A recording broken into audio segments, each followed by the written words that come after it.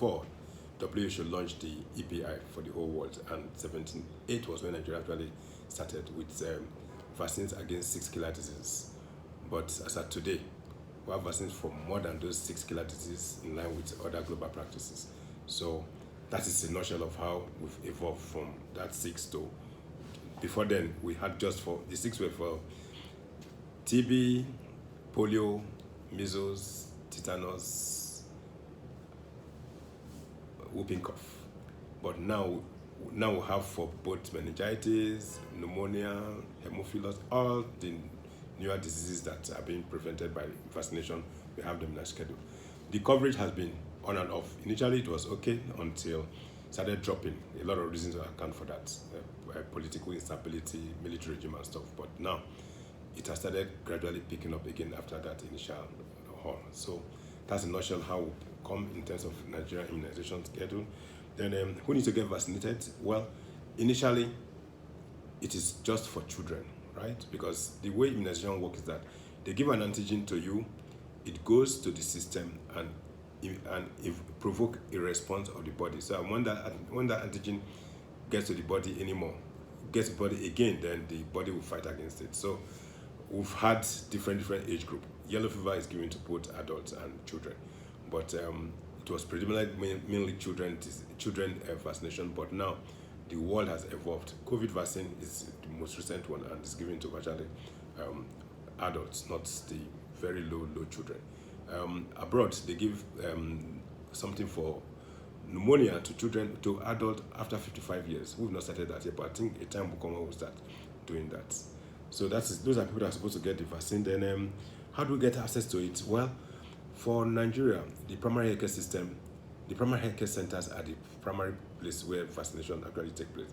Though in teaching hospitals, in general hospitals, there are departments that actually handle vaccination. So the National Primary Health Agency, which is the agency responsible for vaccination, immunization in this country, oversees what happened at the primary care.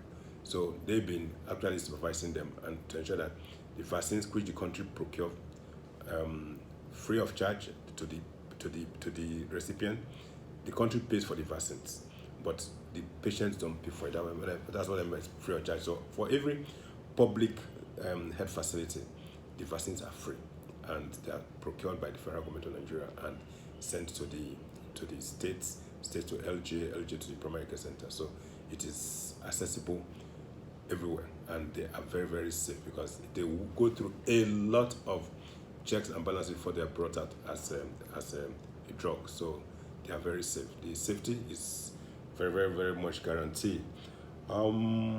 Challenges, yes.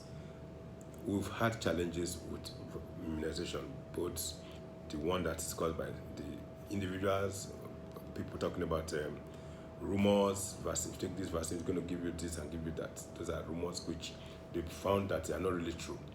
Then it's not a very cheap venture to start doing immunization because one, you're going to take care of the cold chain, you're going to take care of the workers, you're going to take care of a lot of things, so it is expensive. So funding is really a challenge.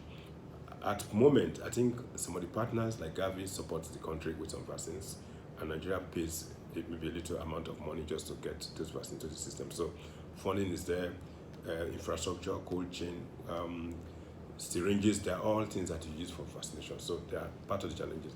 So for us at the NGM, in every monthly meeting, we try to brief the governors what is happening in their states. And because if a state is not doing very well in terms of coverage, and the governor is told, he goes back and actually asks his commissioner of health what is happening in this regards if your coverage is low. So at times the governors actually go out to flag off some of these campaigns that they do for immunization. So that is one aspect which they support, they fund, they help with the funding. When they're doing most of the campaigns, all the fund needed for the campaign is not provided by the externals. So the state have to pay some counterpart fund which the governors provide. And I think that's then the personal intervention to ensure that these things happen is one key thing that the governors have been doing and they will continue to do to make sure that immunization is going as it is planned in the country.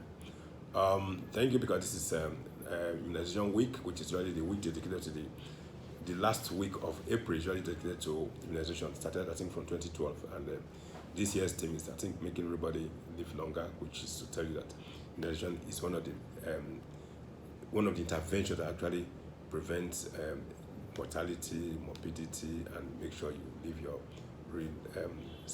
live a very productive and good life. Thank you.